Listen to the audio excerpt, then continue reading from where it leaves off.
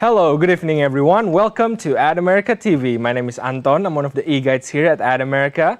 And Ad America is the U.S. Embassy's American Center here in Jakarta. And our mission is to provide a space for young Indonesians to learn more about the United States. Welcome to tonight's episode of Ad America TV, Festival Musik Dalam Layar, Stronger Together. And we will be joined with our speakers and moderators very soon. But before we begin, I'd like to begin tonight's event with a little quiz. And the quiz for tonight is true or false. Songs are considered more or less reflections of the society and culture in which they were produced. I'll repeat that question one more time. True or false? Songs are considered more or less reflections of the society and culture in which they were produced. You can answer this question in the comment section of our social media. And now, without further ado, to kick off tonight's event, I would like to invite our moderator for tonight, Michael Budiman Mulyadi. Please take it away.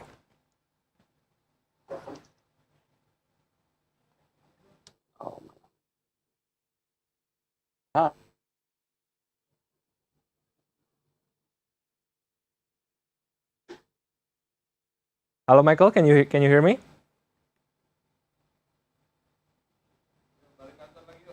Okay, we seem to be having trouble connecting with Michael, and I would like to remind you guys that you can answer that previous question in the comment section of our social media.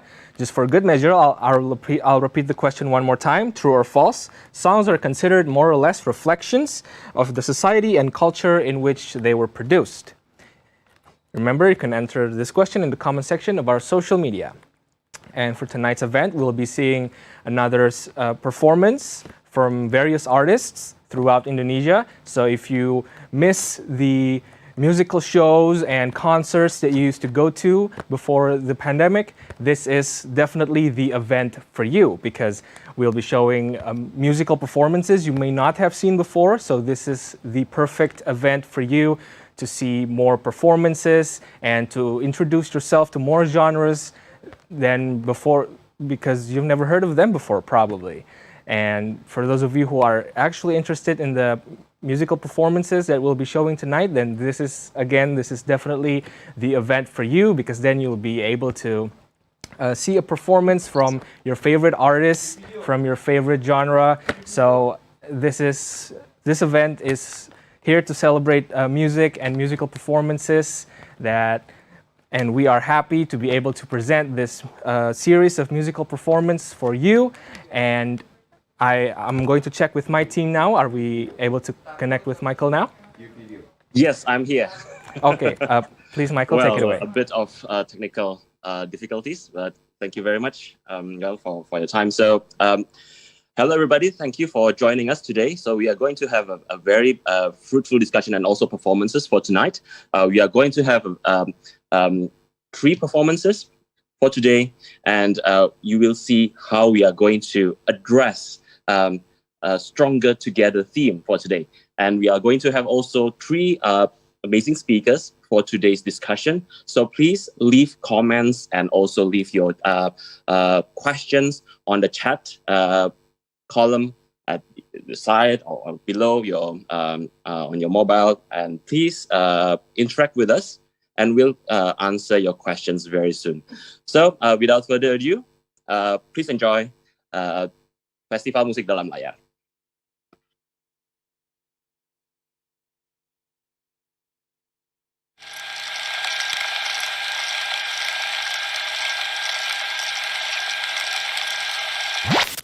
Halo, selamat malam dan juga selamat datang di Festival Musik Dalam Layar di episode keempat, episode terakhir di seri ini bersama saya, Didi Idris. Festival ini terselenggara atas hibah dari One Beat Accelerator Amerika Serikat. Dan juga malam hari ini kami akan menampilkan 3 penampilan dari artis-artis ternama. Yang pertama adalah dari Felis CHC, kemudian dari Numi Sonare, dan juga yang ketiga adalah dari Railroad Therapy.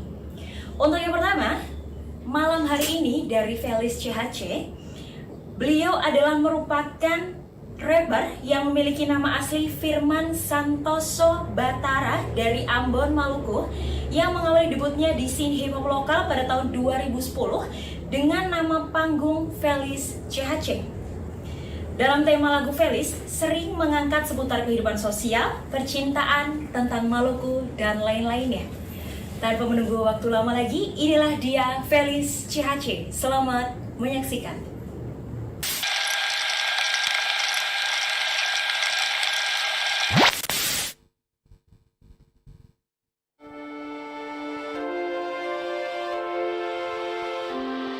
Yeah.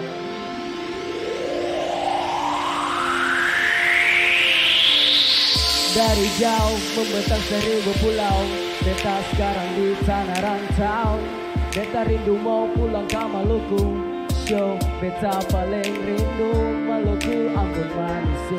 Rindu saudara rasa sayangi, rindu di saudara manis lawangi. Ingat dulu bermain beta mancamangi. Maluku manisi, beta pasti balik. Baku dapat dengan saudara beta rindu katong timang ente rame-rame, timang ente pakai kole-kole. Dicari ikan cakalang, bikin ikan bakar, bikin colo-colo basudara sutar sabar. Makan patinda yang basudara semua di pantai liang Naseba atau Tutup Kota.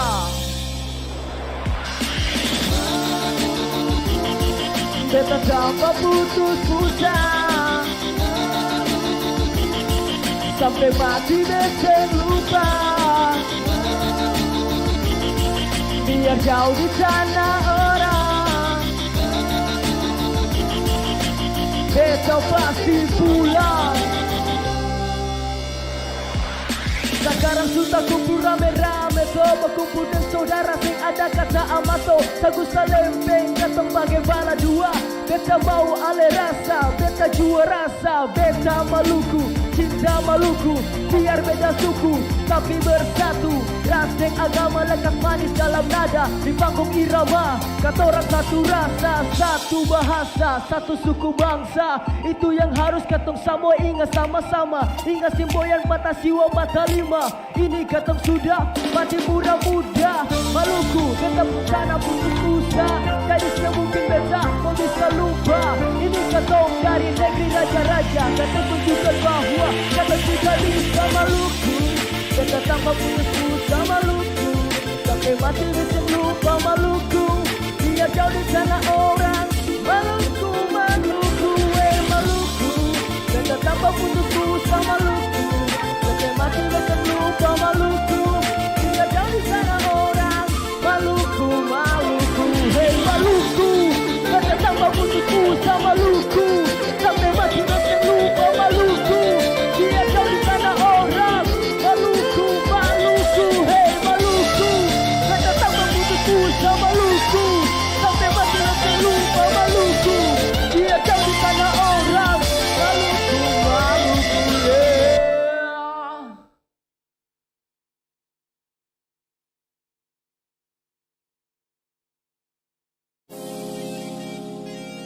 Whoa, yeah, yeah, yeah. Oh, yeah. Pertama baku dapat hal jadi mimpi di kehidupan nyata, tapi cukup sampai di situ nona. Lain sisa sulukan duka murka sudah lupa. Coba kuat dan beseng bisa hapus semua awal pertama. Alereng dia beta sudahlah.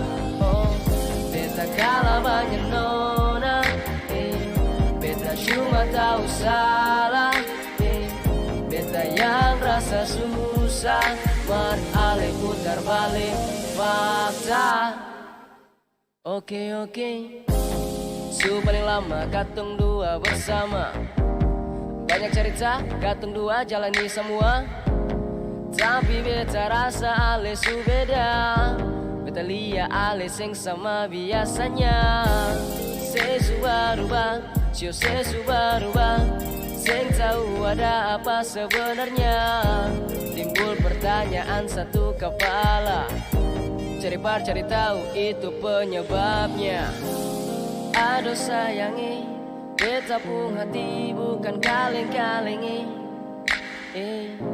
Tegal dia kah sampai sekas tinggal beta. Terserah yang saya bikin ini jua su carita. Beta kalah banyak nona, beta cuma tahu salah, beta yang rasa susah, mar ale putar balik fakta.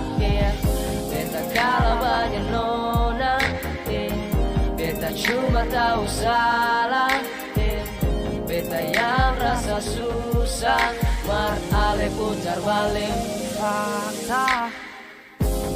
Beta bersyukur par ini semua, apa yang terjadi su bisa terjawab sudah. Beta terima kasih par ale sayangi, su pernah ada par beta. Ini su cerita Tuhan par katun dua kisah. Mungkin sebukang jodoh par beta selamanya, terbukti dan sepung sifat musuh yang beta lihat. Bagaimana lagi katun dua harus bisa. Ayo sayangi, beta pun hati bukan kaleng-kalengi. Tagal dia kas sampai sekas tinggal beta. Terserah yang saya bikin ini jua su carita. Beta kalah banyak nona, beta cuma tahu salah, beta yang rasa susah, mar ale putar balik fakta. Beta kalah banyak nona, beta cuma tahu salah, beta yang rasa susah, mar ale putar balik fakta.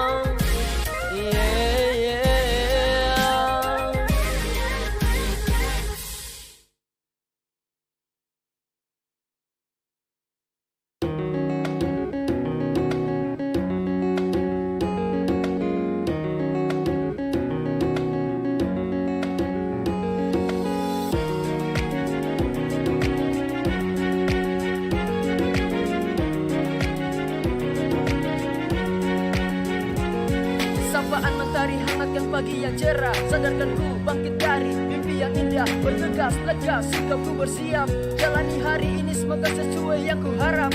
Tak ingin membuang waktu yang kian merenggang, dalam langkah gerak setapak kakiku perlahan.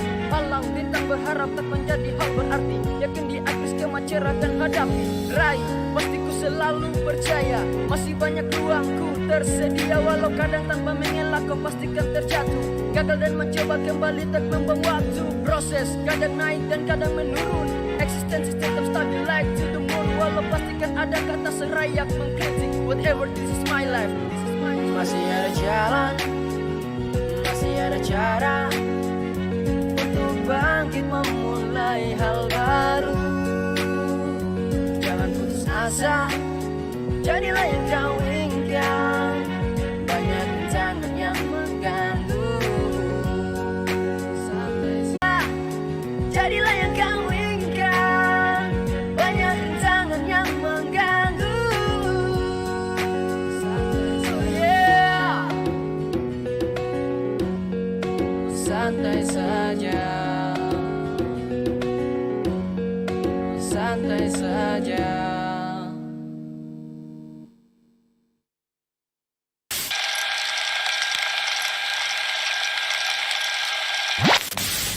Dalam festival ini, kami juga turut mengajak rekan-rekan penonton untuk dapat memberikan donasi secara langsung untuk membantu teman-teman kreatif di Indonesia dan juga di Yogyakarta pada khususnya yang terkena dampak pandemi COVID-19. Salah satunya adalah dengan sama-sama makan. Kemudian untuk teman-teman yang ingin membantu berdonasi, boleh menghubungi narahubung yang ada di bawah sini. Ya, baik, dan juga untuk penampil selanjutnya, ini adalah Numi Sonare. Numi Sonare merupakan duo yang terbentuk di tahun 2018 yang dilatar belakangi oleh ketertarikan mereka terhadap puisi dan juga pengolahan kata dalam musik.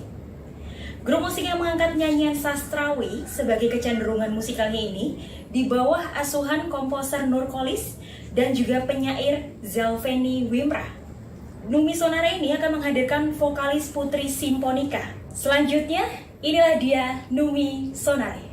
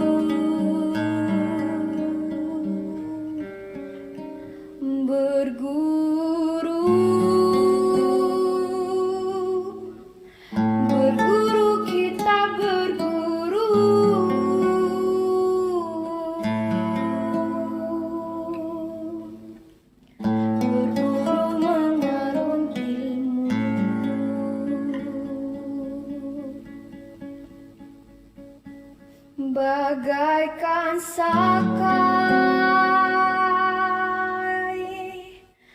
bagai sakai basialah,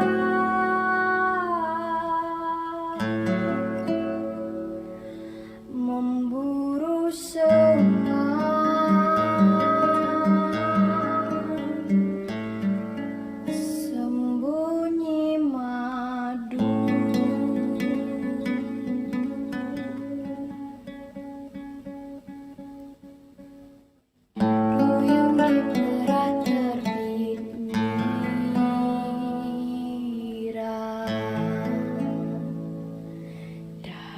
Sampai gerah pun hilang, gaji dikilang, ragi dituang,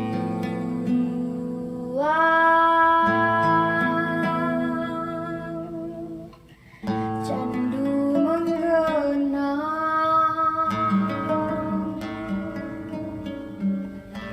Enggang terbang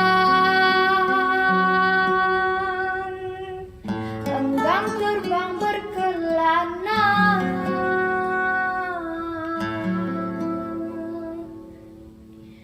sayap melayang,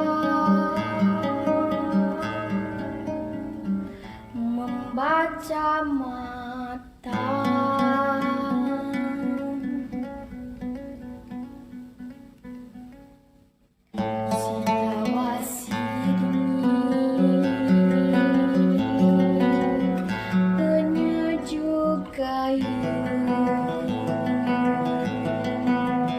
Daun pilada,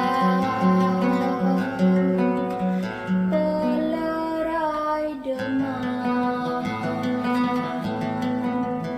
Bila masanya masa enggang hilang, tinggallah penjahit berebut kain ke hulu.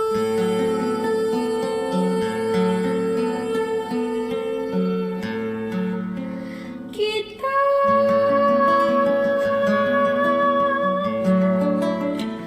ke hulu.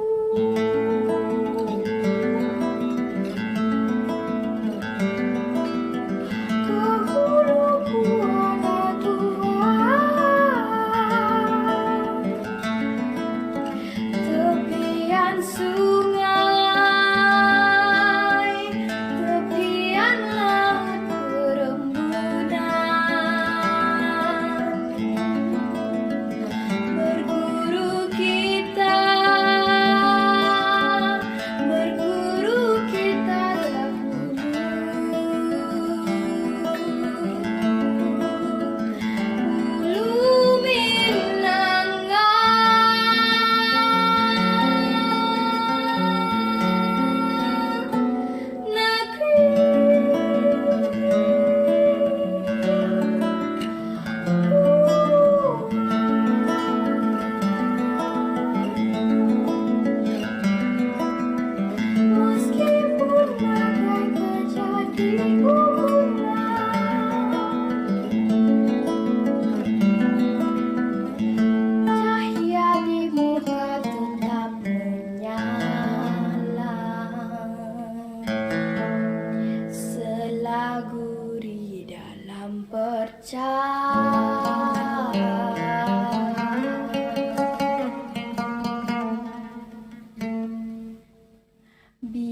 anak kuda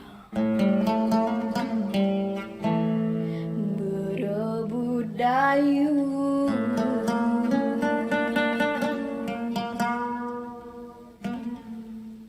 tanda beragu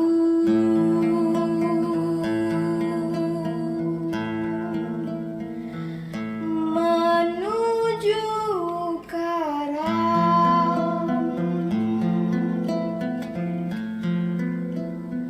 siagalah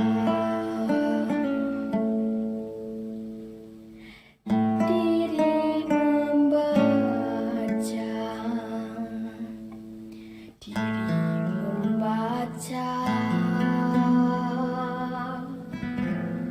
membaca diri, oh bacalah.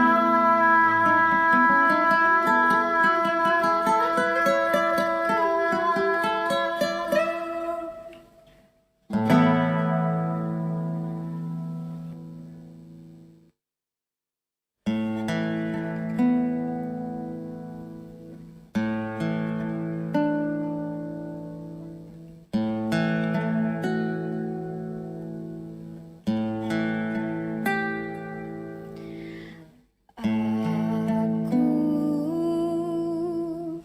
bocah timur yang lucu,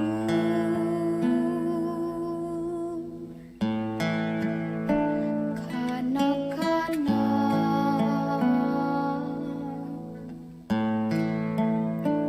penasaran.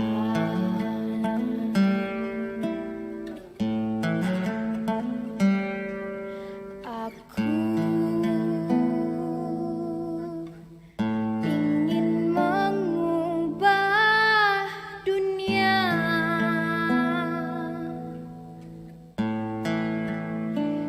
dengan cara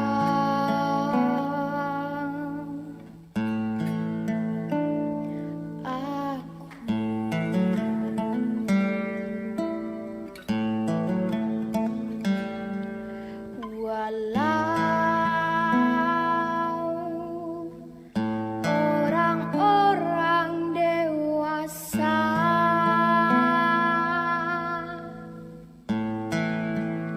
sebut kami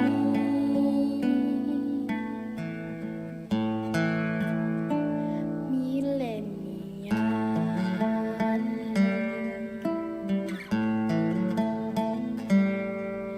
tapi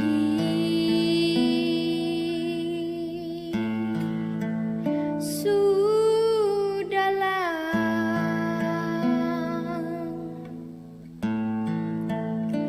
memang kami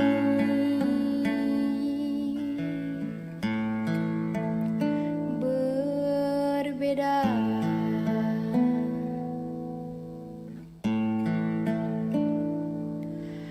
Walau teman larut berselancar di maya,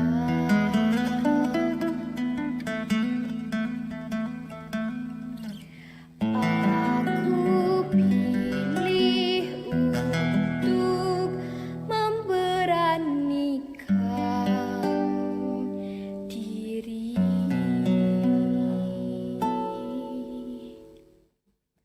Berselancar di panggung ini, menceritakan sesuatu yang mungkin saja kita lupa dan menghapusnya.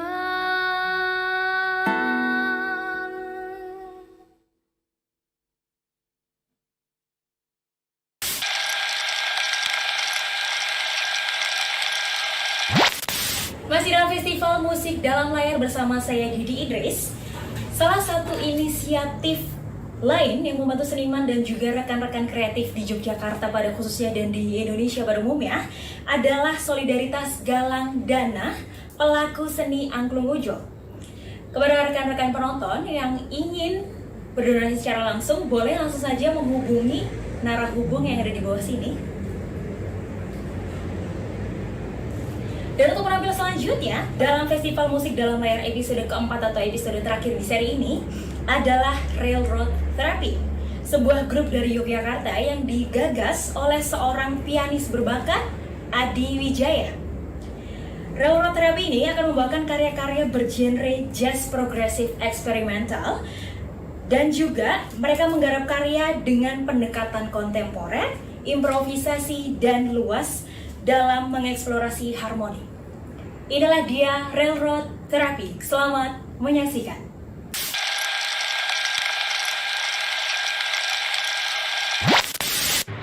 Nama saya Adi Wijaya.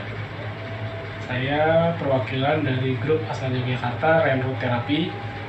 Pada kesempatan kali ini, saya ingin mengucapkan terima kasih kepada para pihak yang terlibat di Festival Dalam Layar 2020. Semoga kedepannya festival ini menjadi salah satu media alternatif untuk dapat mewadahi para seniman dan musisi untuk terus bisa berkarya dan menyalurkan karya-karyanya. Saya ingin menceritakan tentang Railroad Therapy itu sendiri. Grup ini terdiri dari 5 orang. Yang pertama saya sendiri di instrumen piano, lalu ada Harley Yoga pada instrumen kontrabas, lalu ada Andar di instrumen perkusi dan drum set, juga ada Rimanda Sinaga di instrumen elektrik gitar, dan ada Daniel pada instrumen saxophone. Semoga melalui konser virtual ini teman-teman semua dapat terhindar dari wabah penyakit COVID dan diberi kesehatan lahir batin.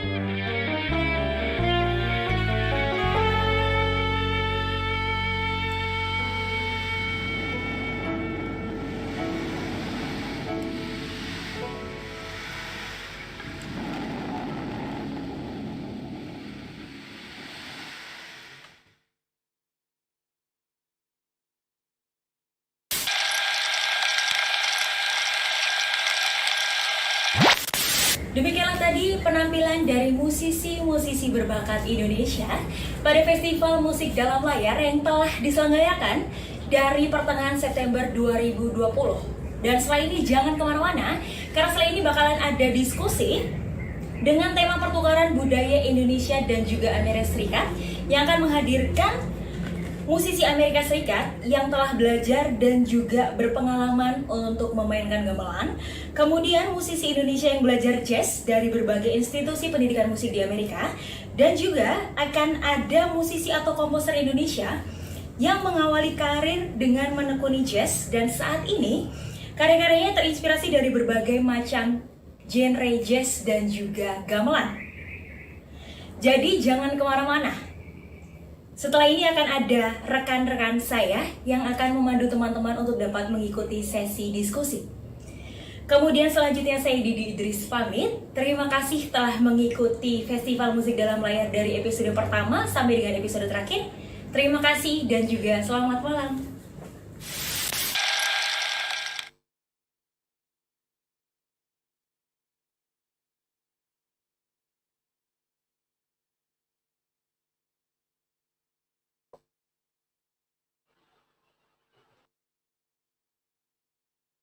Silakan Mas Michael. Okay, hello.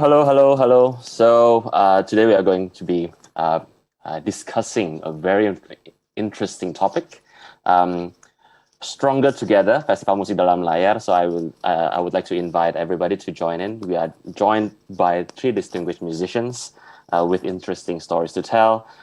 Daniel Furuta, Niall Juliarso, and also Jaya Afrisando. Perhaps I'll take this time to introduce each and every one of them. Firstly, Daniel Furuta, musician and member of Sumunar Gamelan Ensemble. Daniel Furuta is an amateur musician. He has studied Javanese gamelan in the USA for 14 years and currently plays with Sumunar Gamelan Ensemble in Minnesota, USA, under the direction of Joko Sutrisno. He is also active as a free improviser with recordings with the Milo Fine Free Jazz Ensemble, the Reform Art Unit, and others. As an extreme metal musician under a variety of names and in various other musical settings. So he is very comfortable with traditional music and also extreme metal and classical, if I'm not mistaken. He started his study in classical music and presently he is a PhD candidate in an environmental engineering discipline. So welcome, Daniel Furuta, to the discussion. Thank you, Michael. Thank you. So secondly, I'm going to introduce Niall Juliarso, jazz pianist educator. Niall Juliarso is an international award-winning jazz pianist who has performed all over the world, including Carnegie Hall, Kennedy Center, North Sea Jazz Festival, Montreux Jazz Festival, and Java Jazz Festival. He received his formal music education in the USA from Berklee College of Music in Bachelor of Music in 2004, Juilliard School for Artist Diploma in Jazz Studies in 2006, and also from NYU for his Master of Music in 2018. He is fortunate to work and learn from musicians such as Richie Vitale and Kenny Barron, Billy Drummond, Ken Fauser, Rio Sasaki, Ernestine Anderson, Bruce Harris, Sam Rederman, Wynton Marsalis, Alan Broadbent, Kevin Hayes, among others. He was based in New York City until 2018 and currently resides in Jakarta, Indonesia. Welcome, Niall. Hello, everyone. Hello, Michael. Thank you. And thirdly, but not last, he's one of the founding members of this festival, Jaya Afrisando, composer and sonic artist. Jai is a music composer and sonic artist who uses sound and other media to share awareness of human nature, human/nature/technology, relationship, and diverse hearing profiles. He employs artistic approaches, including but not limited to music composition, sound installation, mixed media, participatory work, improvisation, field recording, and everything in between. Jay's work have been presented in not less than 15 festivals in the USA, Indonesia, and also South Korea. His work have also been presented at Seattle Art Museum, Montalvo Art Center, and National Gugak Center in South Korea. Jay studied music composition and jazz, especially in Institut Seni Indonesia, Yogyakarta, and now is a PhD candidate in music composition from University of Minnesota. Welcome, Jay, to the talk today. Hello. Hi, so today I would like to invite all of you to our audience to ask questions and also comments on our discussion today. We will be reading your questions and answering your questions as well at the end of the session. So perhaps to start our discussion today, I will ask firstly to Niall Juliarso. Perhaps you can tell us more about your first encounter with jazz. How was it, and as an Indonesian, how do you find jazz interesting and enticing for you to study at the beginning? Yeah, I think it was from my father. Well, it has to be from my father, but I mean, he loved jazz, and he would play records or cassettes around the house. But I remembered, Oscar Peterson when I was 15. But before that, I must have heard it too. And he played as a hobby, so he would play with local bands in cafes in Jakarta, and actually, he played the bass, which has a low frequency, right? And he invited.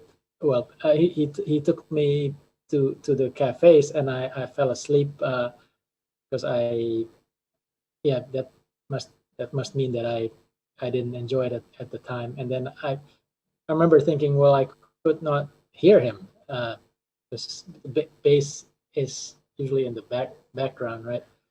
But through my dad, and what the pivotal moment was when he took me to a live concert in Senayan, the Pat Metheny concert in '96. Oh wow! How old were you at that time? And then did it inspire you to study jazz more fervently, perhaps?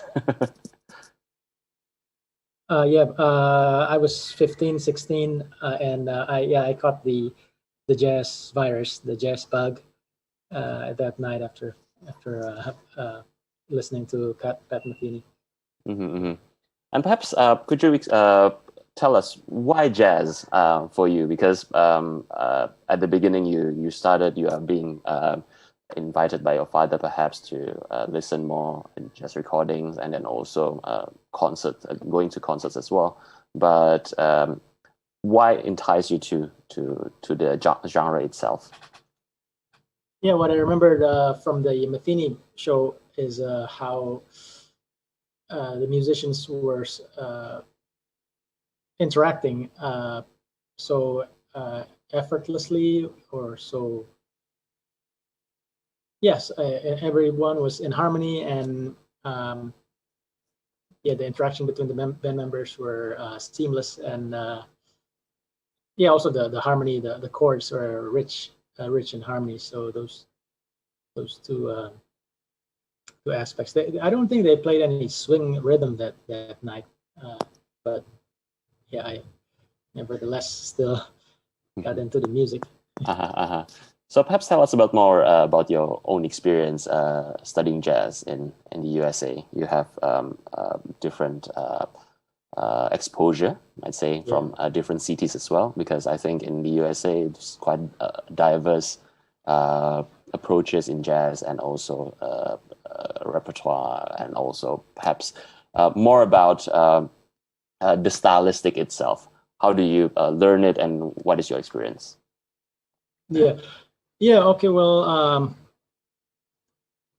as an international student, if you want to come to the States, usually you get a student visa or tourist visa. But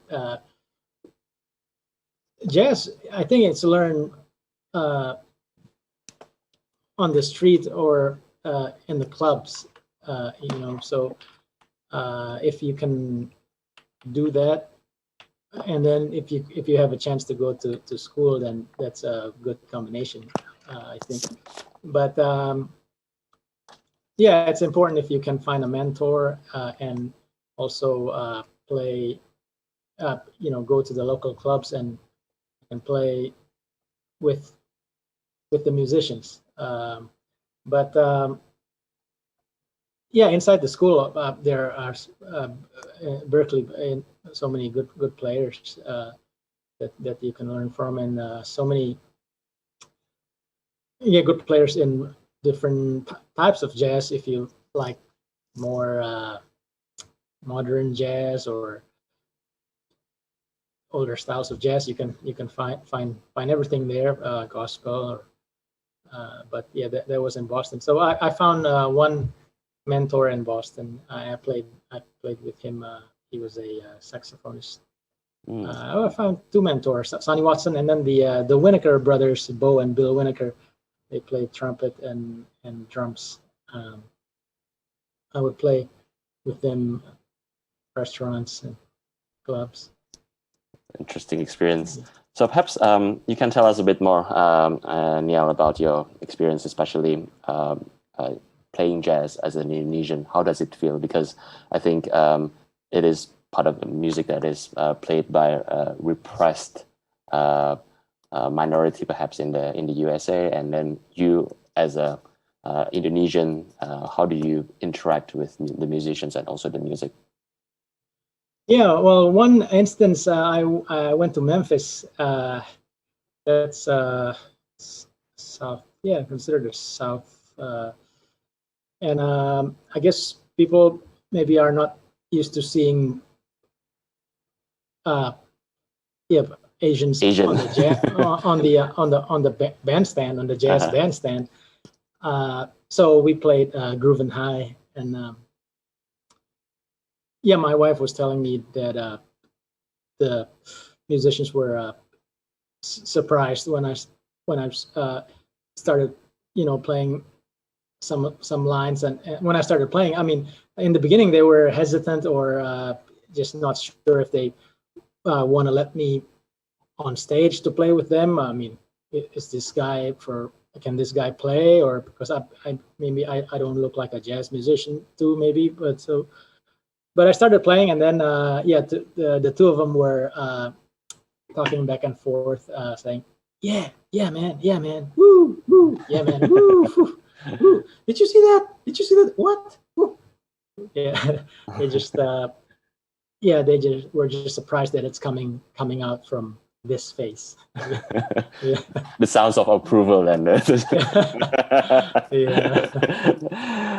yes, and perhaps Niall, could you please tell us a bit more about your album that you have published in the US as well, and then how is it, how the music has evolved through times, perhaps all this time? Yeah.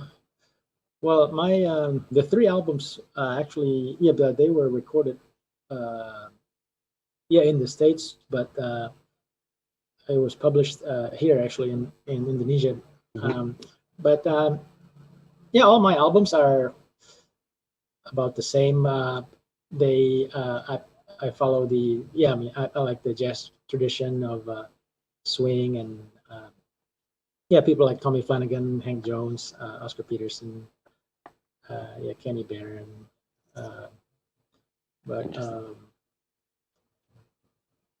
got to study with Kenny Barron. That was a priceless experience. It's a rich experience as well. I think to be playing with such high caliber musicians as well in the US, and bring it to Indonesia, and then bring your experience as well. And I believe it enriches the approaches that you have. Perhaps, Niall, you would like to play something as well, and I would like to ask perhaps from Daniel if there is any comments on Niall's experiences and perhaps studying music in the US as well for you. How do you see it for foreigners, especially, and perhaps from your own experience in Minnesota? Perhaps Daniel? Well, I think it's interesting because to me, it sort of reinforces how jazz as a music is now sort of a classical music, you know? For America, it's taught in institutions, and you can go to university for it, and maybe it's sort of global in a way. And I think maybe 30 years ago or 40 years ago that wouldn't have been true. So I think it's sort of an interesting thing about the way that these art forms become, classicized in a way and become sort of a global phenomenon instead of being so firmly tied to the place of origin and the cultural context it came out of. Yeah, I think so. And today we are going to hear and listen to Niall's playing. And thank you, Daniel, for your comments. And we'll listen how the cultural exchange and musical exchange have formed your views, Niall, on music. Please. Okay, this is aptly titled Don't Get Around Much Anymore because of pandemic. I think Duke Ellington might have written it. I need to check again, but don't get around much anymore.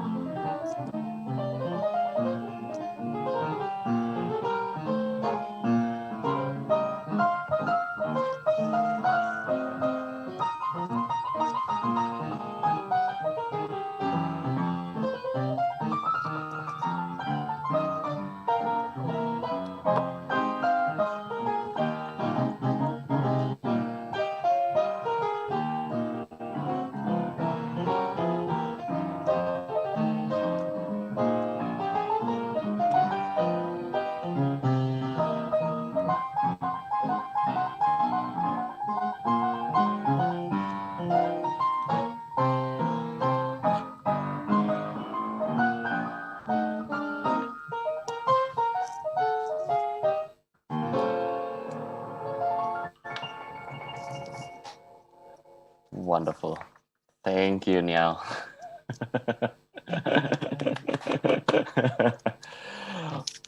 Well, audience, if you'd like to ask questions to Niall, please feel free to drop your comments, drop your questions as well in the live chat, and then we will be answering your question after this session.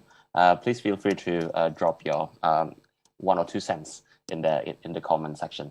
Yes. Okay. So I will proceed with our second guest for today, Daniel Furuta. You have been studying gamelan for 14 years. Even myself, I haven't been touching gamelan for that long, I have to say. And perhaps you can tell us about your first impression of Javanese gamelan. Yeah, so I went to college for European classical music. I played cello, and my college had a gamelan ensemble. It was mostly students, and then a few people from the community. Mm-hmm. So I saw they were having a concert, and I thought, oh, maybe that's interesting. I didn't really know what it was. So I went to the concert, and I didn't like it at all. It didn't make any sense to me. It just, it didn't click in my head. So then maybe a year or two later, I was getting very tired of playing in the orchestra, playing in chamber music, playing European music, I think. And I thought I needed to try something else for some variety. So I thought, oh, maybe I'll try the gamelan and see what it's like to play. So I joined that group at my college, and it still didn't really make sense to me for maybe a couple of years. But then at some point, something just changed in my brain, and I thought, oh, this is really great. I think I'm going to keep doing this. And so now, 14 years later, I'm still studying. Interesting, Daniel. So perhaps what made it click at that time? Firstly, for you, perhaps about 10 years ago, what made it click? The music, or is it the structure, or is it the sounds itself? Or so I think the music, you have to approach it very different from European music. I think European music, there's more virtuosity. So I play Javanese gamelan, so this is of course not true for Balinese or some other forms. But European classical music, it's virtuosic, it's very flashy. The structure, I think, is relatively simpler most of the time. And so with the gamelan, I think it just took some time to sort of adjust my brain to thinking of the very complex way that all the different parts fit together, and to be able to sort of feel the underlying structure of it. Wow. So the rosso thing, isn't it? Yeah. That goes into you. Yeah, and since I have no cultural background in the style, I think it took some time to start to get the feeling. Interesting. Yeah. And perhaps you can tell us a bit more about your experience learning and performing with Sumunar and other gamelan ensembles as well. Yeah, so in the US, there are actually quite a few gamelan ensembles. Back in the 1970s and the 1980s, it was sort of the popular world music, for lack of a better term, ensemble to do, And so many of the Indonesian embassies or consulates will have a gamelan group. Many of the universities in the US have a group, and there are a few community groups as well. And so one thing that I think is kind of interesting is the skill level is very mixed in all of these groups. There are some people who maybe studied for 30 years, maybe they went to Java for some time, and so their level is high, and then there are people who've maybe played for 2 months. So I think in the US, most of the gamelan groups are sort of focused as community groups where anyone can join if they want to learn. Maybe you don't even have to be a musician at all before. And then everyone sort of learns as they can. And how do you see the relationship, especially you mentioned about the embassies have been actively in 1980s and 1990s to promote Javanese gamelan. How do you see it? How do you see the relationship with the US and also the cultural context that you have? Yeah, so I mean, I think there's probably some similarity to jazz in that way, because the US has use jazz as a cultural export or sort of a soft diplomacy or a propaganda tool or whatever for quite some time. So I think the Indonesian government has done the same thing with gamelan.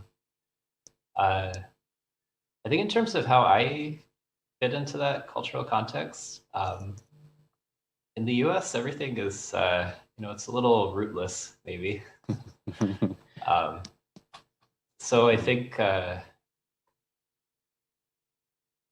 don't know, it's a difficult What do you mean by question to answer, I rootless? think. Perhaps you can explain Yeah. more about that. I mean, That is so intriguing. the US is a nation of immigrants, right? Mhm. And I think in the process, especially with immigrants who came here more further in the past than maybe the 1940s or 1950s, there's a strong assimilationist tendency. Mhm, mhm, mhm. So I think the culture is all mashed up in a way that's both exciting and maybe a little bit unrooted, like I said. And so to me, gamelan, it's another thing. It's this very wonderful music that it's accessible and I can study, but in a way it does feel sort of detached from sort of a firm cultural position in the US. Mhm. It's a little hard to place, I think. Oh, interesting. And perhaps you can show us your gamelan set. The organizer said that you have just bought a gamelan set. Yeah, I just got a set. So there's the gendare, and I think I have the flutes over there. The bobs on the wall, maybe. The rest is in the basement. So. Wow. So you have the full set of it? Yeah, there was a nonprofit that had a set they no longer wanted, and I don't really have the space, of course, because it's a very large thing. But it's not an opportunity I could say no. So that's instruments collector to you, audiences. So if you find interesting instruments that you are in love with, invest. And sometimes if you find the time to play it, Yeah, definitely.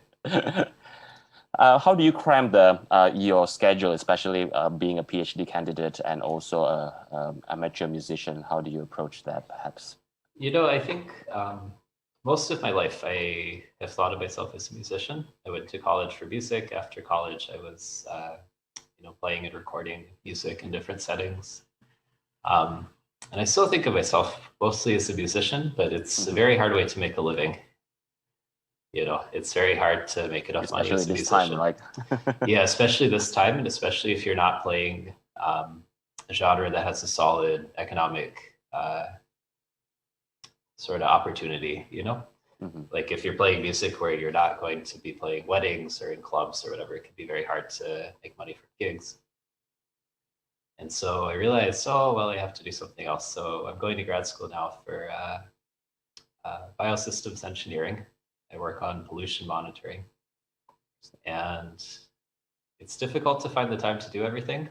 But I think since music to me is really the most exciting thing, I do what I can do that. Thank you, Daniel, for sharing that. So perhaps we can watch a bit of snippets of your performance videos. Very, very short snippets.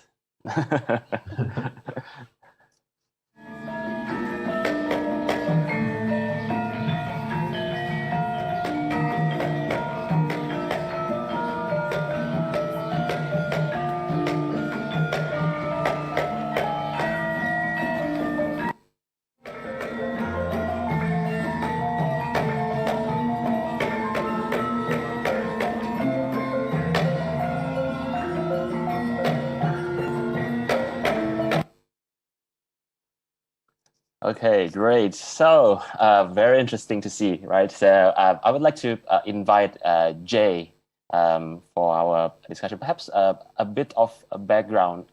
I know that you know Daniel previously, so perhaps you can also share, Jay, how do you met Daniel? How did you met him? Yeah, so I met him when I joined the Sumunar Gamelan Ensemble in Minnesota.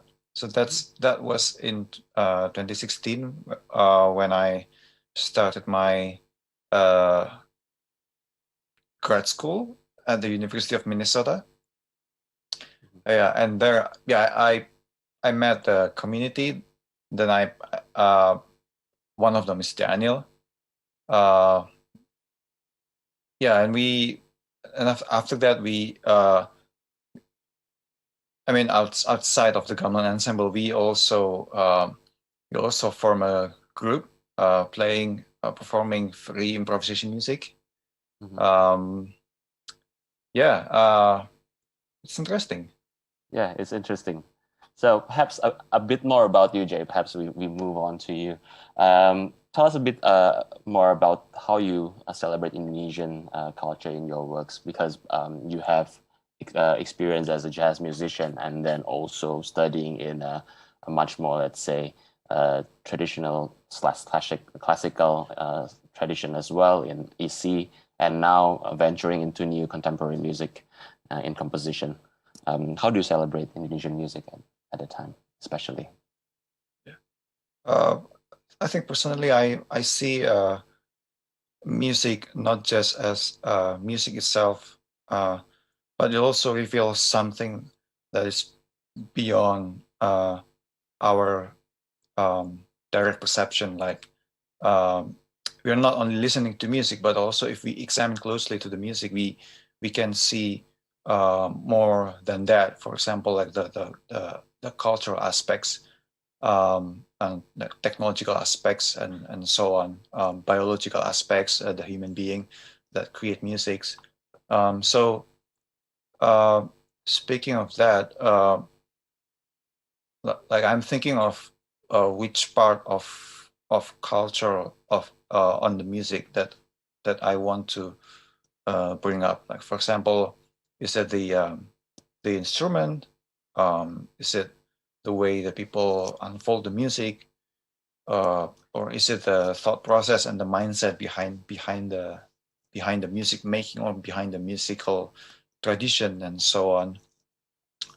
And for that, I'm interested in exploring particular aspects of the musical cultures, and not only that, I also want to bring it further in our contemporary context where we are living now, because when we are thinking of the past, it's interesting to see how the past has shaped us, and also how to see different aspects than we see our past in our contemporary culture.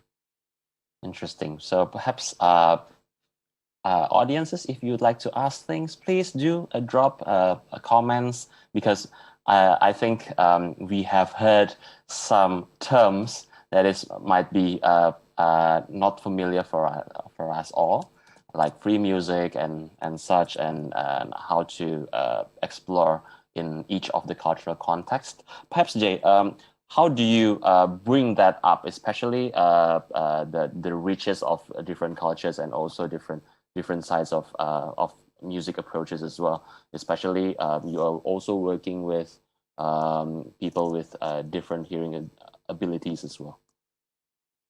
I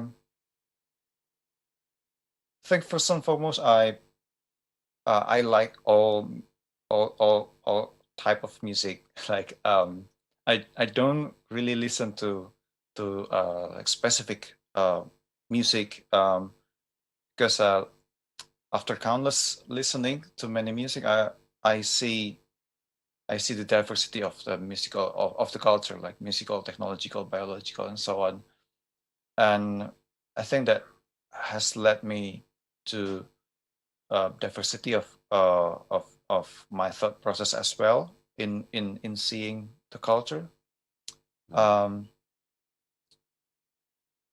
think it's interesting to see, like, for example, like in some examples of my works that we can also see later soon. That for example, in my work called Ungklang Angklung, for example, I use angklung to I mean, I recorded the sample and then I make it in I process it electronically, and then I perform it in using multi-channel loudspeakers, like 8 loudspeakers, for example. Like, so we have an immersive experience of the angklung, and I wanted to develop further, like in a traditional context, angklung is played like spatially, because because angklung as an individual instruments like the ones behind me,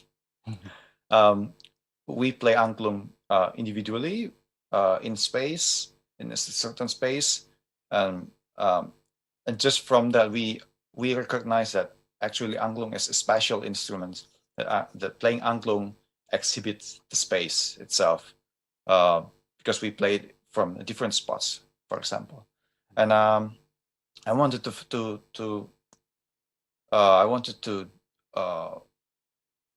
elaborate that specifically in different contexts. For example, in electronic music, how I address that spatiality of angklung in electroacoustic music context.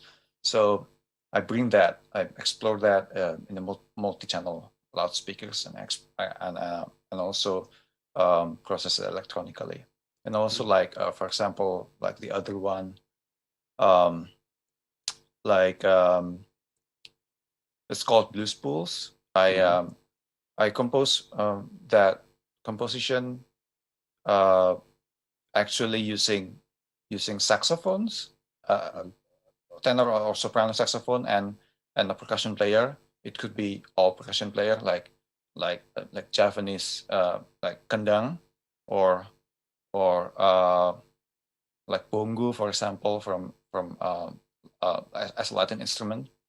So I wanted to explore the musical idiom of saluang and bring that in a different context. So how I see, how I wanted to see the like in musical context, if we call it ostinato, or the part of music that runs through over and again with the similar or the same patterns. Now I wanted to see how that patterns, and also the idea of saluang that is played in usually in a solo, duo, or trio context, only with singers, and bring that in a different realm. So it's interesting to see the diversity of the cultures, and I'm like that, and for me personally, I think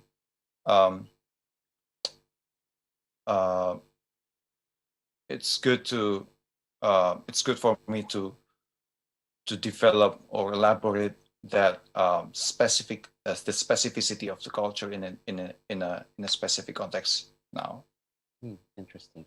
And how do you transform yourself, Jay, from a jazz musician to a contemporary jazz and beyond musician, perhaps, and as opposed to Niall, which is very concentrated, focused on jazz?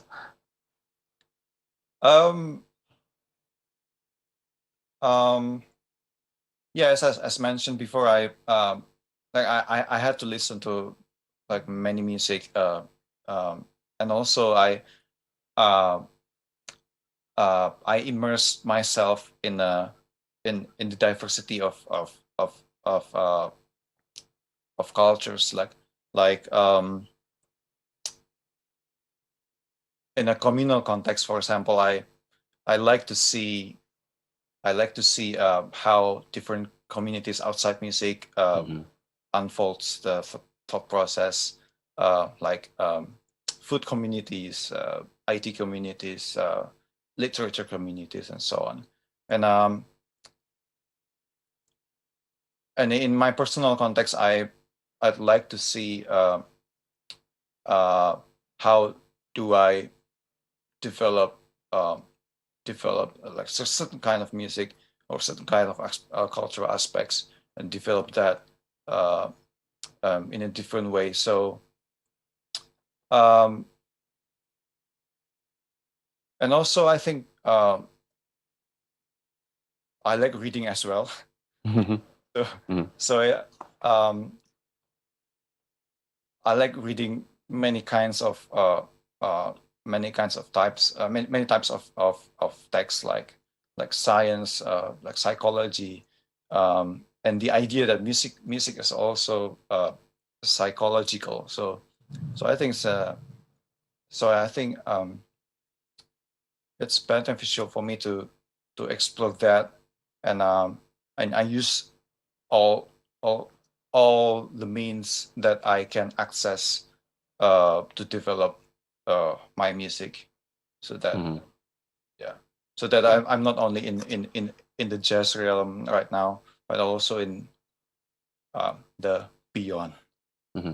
How does it feel like studying music as a PhD candidate in composition in the US? Perhaps you can tell a bit more about your experience. Yeah, I think actually the process is not different than what I have been doing in the past few years.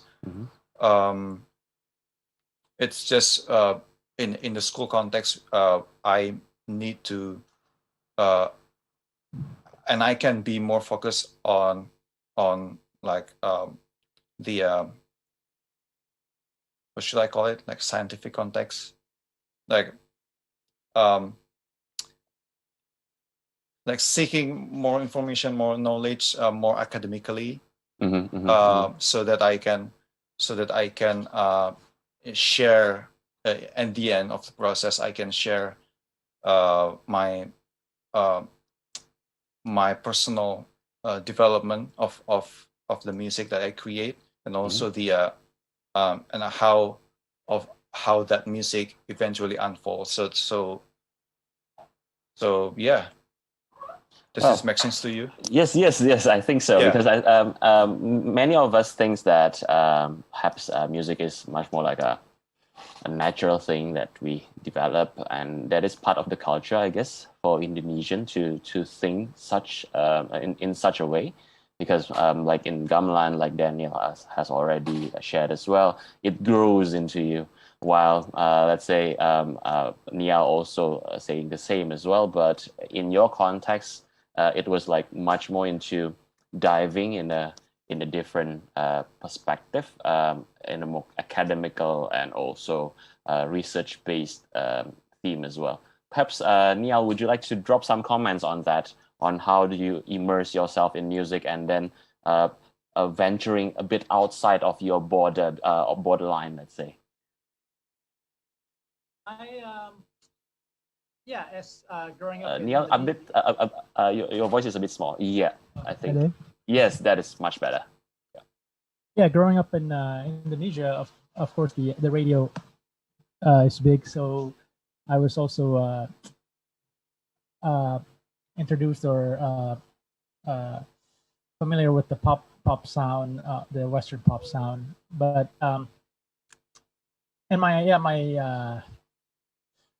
my auntie is a composer and classical pianist, but I don't think I heard that much classical music. Yeah, but once I got into jazz, I didn't really listen to that much music outside of jazz. I mean, I tried. Focus, yeah. Yeah, I tried for a while, but it didn't last too long. I just kept going back to the usual swinging stuff.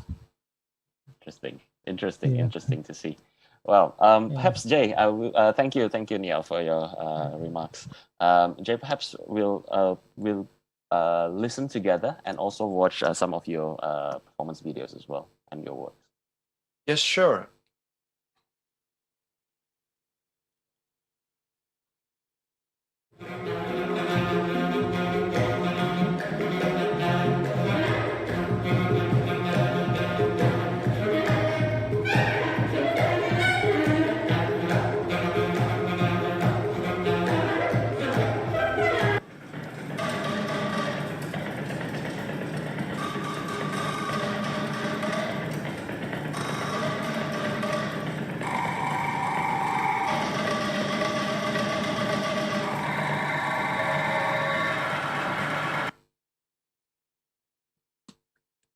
So I need to explain a bit more about the video. Please. The very short excerpts. There are unpublished videos. So the first one is called Blues Pulse. I mean the music that I composed. So that's the Blues Pulse I mentioned previously. That I explored the idiom of Saluang, but brought up in a different context, which is I use saxophone and a percussion that kendang from Kendang Sunda. And the second one is Ongkel Angklung that I mentioned previously as well. The Ongkel Angklung is at the time at the video was performed using 8 loudspeakers, so that I create an immersive experience spatially. Wonderful. Well, Yes. it's different approaches of music and also different experimentation as well. So I would like to invite all our audiences to drop comments and questions as well. Please do, and we'll answer your question after this last question for Jay. So please drop your question. I have already some of them, and I have one that is addressed to you all, but perhaps one last question for Jay. What do you think about the future of Indonesian music in this contemporary context, especially in this contemporary world? I think the future is pretty much open right now, because first we are encountering the advent of technology that we cannot deny. I mean, honestly, that we are facing the rising of the technology, like pretty much many types of the tools, for example, and also that because we are immersed with more and more information, I think it's the future is pretty much open. We like for the past, maybe many people think of music, like studying music or learning music, is pretty much all about like learning instrument, but also like now like what should I call that? Well, like we can approach music like differently in many contexts, like in a psychological context, in a biological context, in a economical context, for example. Mm-hmm. Interesting. And how do you see, especially after this pandemic time? Perhaps there is your 2 cents on that. Thing because I personally see that we are enforced into physical distancing, and we are enforced to use the tools we have. So the opportunity to explore the musical experimentation is still open, because we like the technology itself is still uprising, and also that I mean in this particular context, I see that there's a gap between what we like many of us to do in a performative context, like we perform in a live performance setting, and then now we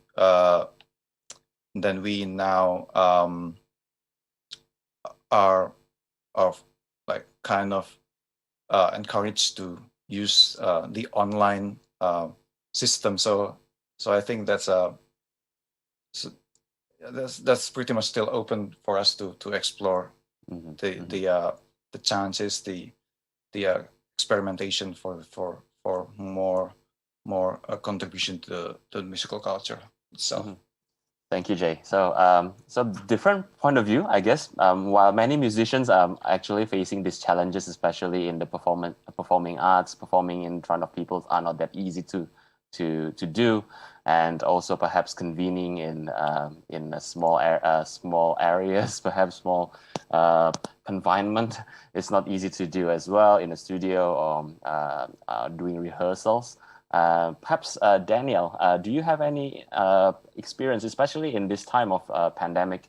How is your gamelan ensemble doing? Is it still active at the moment, or is it very confined to a specific repertoire, playing only small ensemble stuff?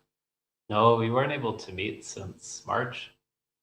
Wow, so that's quite a while, yeah? So I think, I think this is a very hard time to play more traditional styles of music, whether it be, gamelan or an orchestra or, even jazz. rock music. Yeah, jazz, rock music. It's very hard, anything where, because the problem with playing through the internet is the lag, of course, the delay or the latency. And I think it makes these musics almost impossible to play, especially if you need to be able to respond quickly. Yeah, So I think yes, please. Oh no. So I think all of these musics are sort of on pause for now. Well, this also connects with the questions that one of our viewers submitted from Hari Yoga Pradana. I will ask all of you, what do you think about collaboration activity in virtual music concerts? Many things are not able to be executed as it may seem previously, especially in some simultaneous improvised music. Perhaps we'll start with Niall first, because improvised music is part of the jazz approaches, I guess. And how do you see this, especially in collaboration? Yeah, if it's real time, it's kind of hard. Although, I don't have the technology or at my place, but I heard or I saw a video in New York. Someone was able to develop some technology so two people can play together in Harlem and in Brooklyn in real time. They were playing a tune together, two pianos. And in Indonesia, a few months ago, Indra Lesmana, this jazz pianist, he was able to collaborate with Dewa Bujana on guitar, but someone figured out the technology. But if you're only using Zoom or like the regular, I think what most people have, it's the lag time is a problem. Even if it's just 1 or 2 seconds, it's annoying, Yeah. So still, it's not that easy to replace that approach from your side, isn't it? To be able to. Yeah. So what I've done is I record my part first, and then I send it to my friend. Interesting. But then that's not playing together in real time, but yeah, close enough. Yeah. So Daniel, perhaps you would like to add on that as well, on that particular topic. I think it really depends what kind of music you're trying to make. If you're trying to do something where you don't need to be able to respond quickly, then maybe it's okay. It's probably good for ambient music to work over the internet, but creating some lo-fi. Yeah. No, I think to me, like free improvisation or something like gamelan or jazz, to me it feels almost impossible. I think the speed of light is the problem. There's nothing you can do. But There's- yeah, Yes. I just remember. I think if you're playing just simple tunes, it can still sound good. Fly Me to the Moon, LOVE, or Misty. It still sounds good, but you just record your part first. But yeah, you cannot interact. In real time, but yeah. it's No, so I think it's a good time for recording collaborations like that right now, definitely. But I think to play live in some way, you're very restricted in what you can do. Yeah. And I think for Jay, maybe that's an opportunity, because then you can find a new sort of thing to do. But I think if you're trying to play more traditional styles, I think it's very hard. Yeah, I think also it's also especially that like setting up really like small latency for the audio is really challenging, because what we I think there are several platforms that we know that we can use for the for minimizing audio latency, like Jacktrip, Jamalus, but honestly the setup itself is still pretty much complex. Not really. I mean, it's not that intuitive yet to set up for I say like non technological people, like so it's still pretty difficult to set up for that. But also the other way, on the other hand, like Dennis said,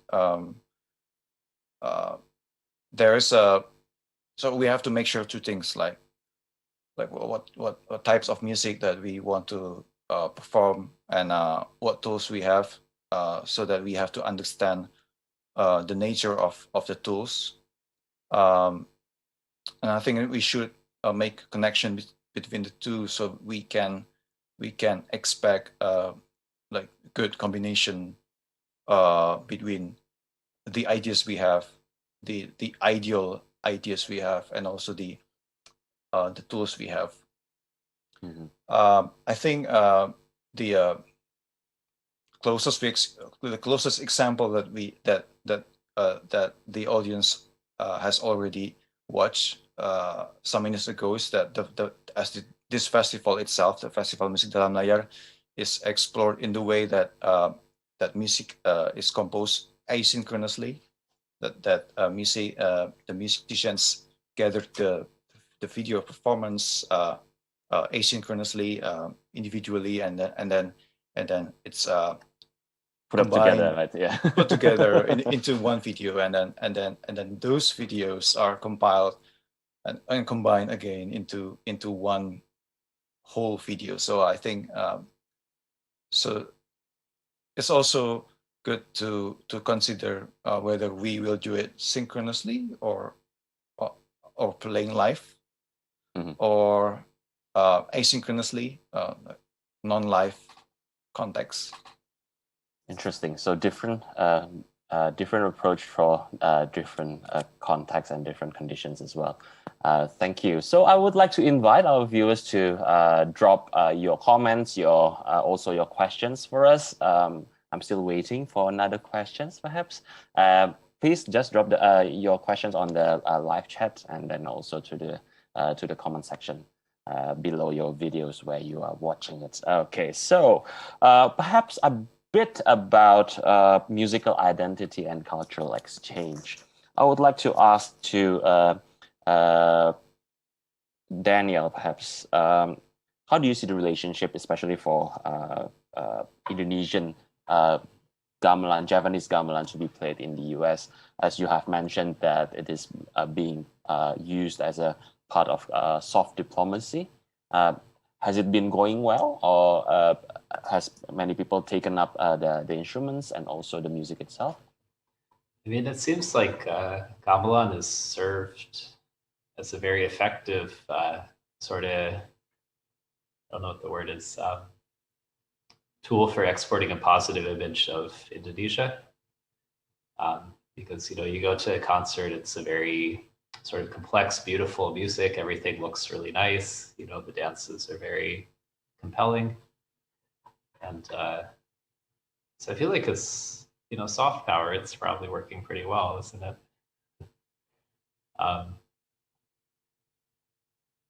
Yeah, I think in terms of musical identity, it's sort of an interesting question because all three of us have chosen a musical identity that's somewhat different from what one might expect.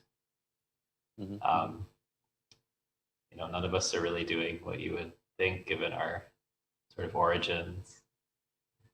But I think in this sort of globalized world, that's kind of how it is you can find the genre that speaks to you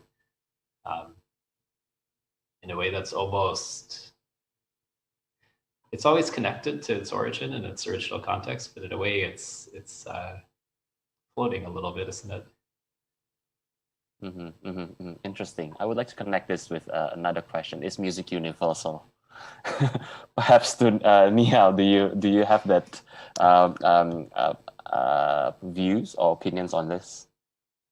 Yeah, it's definitely a way in music, sports, right? So music, but you can meet people from all over the world, and if you don't speak the same language, but if you know the same songs, blues, or "Fly Me to the Moon," you can play together and create some dialogues. But it's a way in, and then you take it from there and see how far or deep you can get to know the other people. Interesting. So it's much more into it's a way in for Niall. Perhaps Jay, you have a different point of views on that.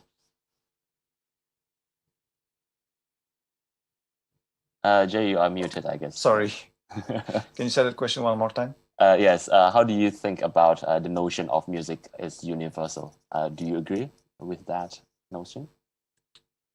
I would say no. I mean, music is not universal because each of us has different experience encountering the musical experiences, and also that the nature of music itself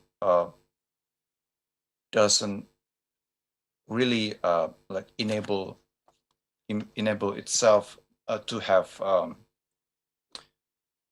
sort of a system that we can understand globally. Like, for example, in language, for example, we can attach certain meaning for words. And we have syntactical system that we can understand the structures of words that are combined into a line that we understand as a sentence, for example. In music, we don't really have that. How do we know that? How do we know that we recognize that line of music as a sentence, for example, that we understand to perceive, or to convey specific meaning, for example. And from that example, I think that music is not really not universal language. Music is not universal itself because of the nature of that sound, that we perceive sound differently than we perceive language. Interesting. So perhaps through Daniel, I would like to ask, because our main theme is Stronger Together, right, in this Festival Musik Dalam Layar at the moment. How do you see music as a tool to promote dialogue? Because Niall mentioned about a way in for a conversation, while it's not that universal as a generic term. How do you see this, especially in promoting dialogue between two cultures, two different countries, two different nations as well? So I think with globalized capitalism, music is universal in the sense that it's a commodity to be exported and sold. But I think something is lost in that, you know, it loses the cultural context, or it loses much of its sort of meaning, you know, in the society or for the people that it came from. So for example, jazz or the blues, you know, were originally sort of defiant. They were seen as very, you know, by white America, they were seen as a very scandalous or very like obscene type of music, you know, not respectable. And I think that in the process of becoming a sort of tidy thing that can be sold and exported and taught in institutions, they've lost that history. And with the gamelan as well, you know, like I'm a reasonably good player. I think I can play most of the instruments fairly well, but you know, I don't know the associations in the same way. So I think to me, as a tool of sort of cross-cultural exchange or communication, the most interesting thing about music is the difference rather than the universality. So what are the parts of the music that are maybe being lost in export? And to me, that's a much more interesting way to learn about the context it came from, or you know, the people that it came from. So Jay, perhaps thank you, Daniel. Jay, especially regarding about the commoditizing music, I guess many of the contemporary music that you are currently in at the moment is not that widely commoditized, or do you have different approach or different views on that? Is it commoditized? Is it different so that it is much more, let's say, puristic? How do you see it? I would say that I personally I want to perform my music to people. I mean, not just for musicians, but also for people, for audiences. So so the basic need for me as a composer is to have them perceive the music itself. So I don't see like that. I don't see the need to differentiate that I want to compose music like unpopular music, for example. Despite the styles that I develop in many of my music that are considered not popular for many people, I consider that like in the composing process, I see I wanted to see how my music can reach as many as audiences, no matter I mean, regardless the backgrounds, whether they're a musician or not, whether they understand music or not. So every time I compose, I think of how I can how if it's performed, how audience will react. For example, I would imagine that if I make this particular parts, what they will think about that. So that's like a self thought process helps me to really want to bring it to audiences, no matter the musical background they have. So in such a way, it's universal in some quote unquote. Some quote unquote, yes. Yes. So yeah, it's kind of like an ambivalence between that universality of and also diversity. So so it's that's, I think that's how art is interesting, because that sort of ambiguity makes us interested in that. Ambiguity is the is the beauty of music. Okay, interesting point. Yes, in a positive way. In a positive way.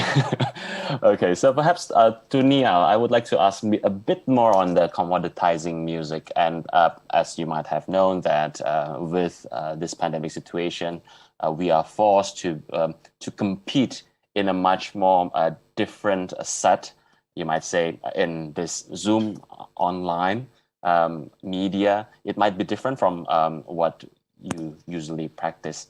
And how do you see it, especially commoditizing music, and then also playing it in a medium that is a bit unusual, perhaps for many of us, and competing with larger institutions or even well-known world global musicians, popularized, pushed by larger labels and such. Yeah, well, first of all, good thing that we have technology now, so we can still do something with the music. We can collaborate online, but yeah, commodities means like selling your music, right? Mm-hmm. Yeah. Well, yeah, people take it upon themselves to do live stream concerts, and they ask for donations. A lot of people in Jakarta are doing that, and but in America, I think I see more people doing Patreon. I guess I don't think that's live streaming, but if you just want to donate, you can donate $1 to their Patreon page, and yeah, that will help them. Yeah. But as far as competition, I think there are rooms. There's rooms for a lot of people. Maybe rooms for everyone. Yeah, everyone have their own circle and communities of fans and whatnot. So usually, yeah, in Jakarta, people donate. Not a lot, but they donate. Mm-hmm. Yeah. So communities matters at this moment, especially, and to connect with your communities. Is that something that you actively do, Niall, at the moment? Yeah, I not so active. I've done 3-4 online concerts, but I just promoted on my social media, and yeah, that's as far as I go. Okay. I don't, Yes, thank you, Niall. Perhaps Daniel, you have different point of views on commoditizing, and then also being able to, let's say, compete with other medias as well, especially on the performing arts, because previously live performance seems to have different nuances to it, so that people choose it, and now we are forced to go online. Perhaps you have different point of views on that. And yeah, I mean, I think it's fairly desperate times for many performing artists right now. Mm-hmm, mm-hmm. You know, especially because without a strong social safety net, you really have to worry about healthcare, you know, and expenses are, I think, difficult. Mortgages, yeah, pretty much. And you know, I think that tools like Patreon or online donations are valuable in helping people survive, but it's not really enough, is it? You know, I think it's quite difficult to make enough money through those forms that you can get by. So I don't know, for me personally, it seems like at this time, it's almost, unless you're very lucky or you have a very well-established base already, it's very hard right now to be a performing artist primarily. Mm-hmm. And I think that was the case before the pandemic. I think with the, you know, people are not willing to pay for music maybe in the same way that they were a decade ago or 20 years ago. But I think with the pandemic, it's much harder now because there aren't live shows in the same way. There aren't really gigs. Yeah, and I don't really know. I mean, I think technology can help somewhat, but I don't think it can probably solve the problem. Yes. To respond to that, I think at this point, I think it's interesting to see how the development of and sharing knowledge in the music is important for all of us, because it will allow us to know, to understand more that music is really important for us, and consequently, I think like understanding the musical and the music position in the society will gain more like consensus in the society that we should or we can support arts, we can support music in the global context. Interesting. And Yeah. so yes, Neil. Yeah. I hope. I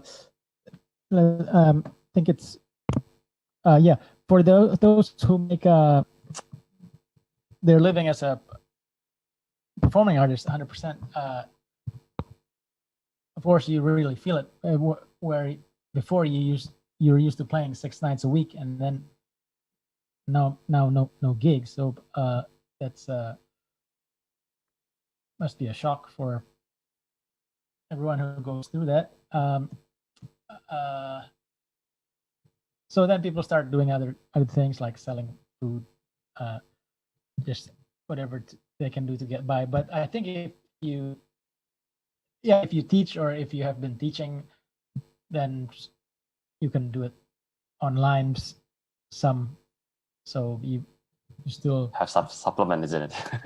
Yeah, that's why I guess those who teach are luckier maybe during this time.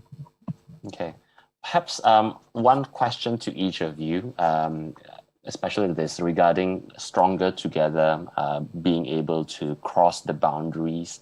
Perhaps there are opinions that you would like, or suggestion that you would like to make to our audiences in terms of how to be more open into different kinds of music, and then to be more open to different kinds of influences in terms of cultural expression. Perhaps starting from Daniel first. I don't really know the answer to that. I think whenever I found something that appealed to me in some way, I just try to go as hard as I can at it. And nowadays, with the internet and everything, you can learn anything pretty much.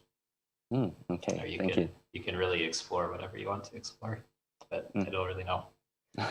Thank you, Daniel, for that straightforward answer. Perhaps Nia.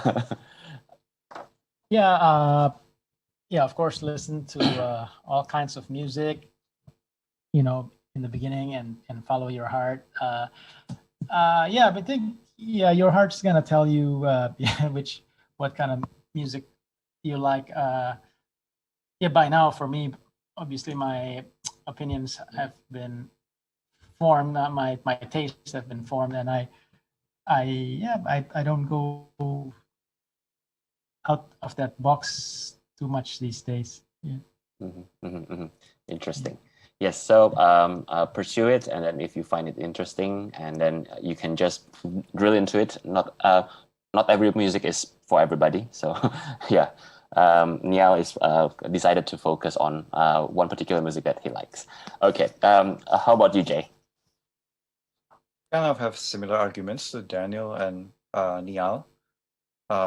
Adding a bit more, I think exposing ourselves to diversity is paramount and significant, because by that we are able to develop our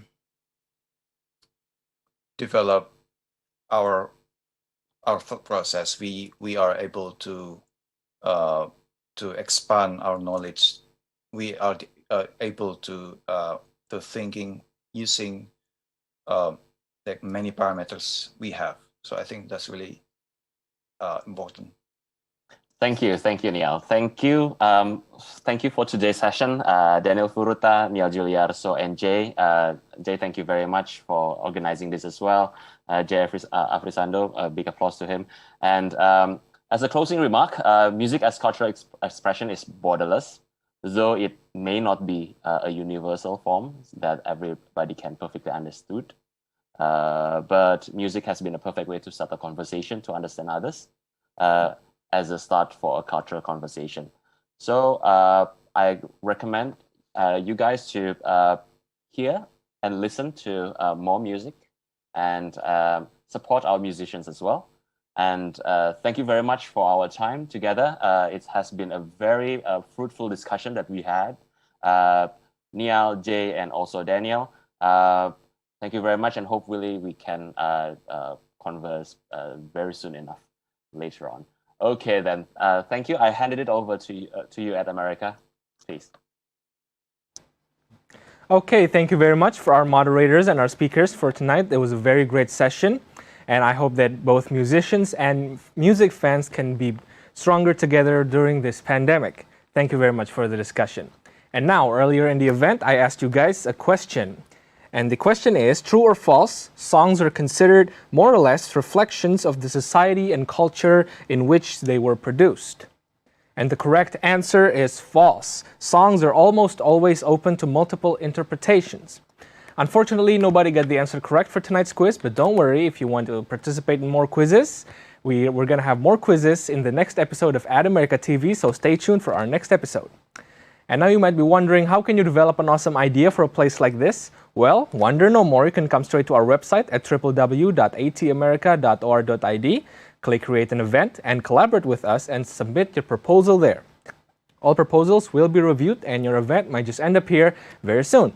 And while you're on our website, don't forget to subscribe to our newsletter so you can receive information about our upcoming events sent straight to your inbox. Well, this has been Festival Musik Dalam Layar, Stronger Together. Don't forget to follow us on social media and also subscribe to our YouTube channel. We thank everyone for watching, and we hope to see you again at the next Ad America TV event. Stay classy.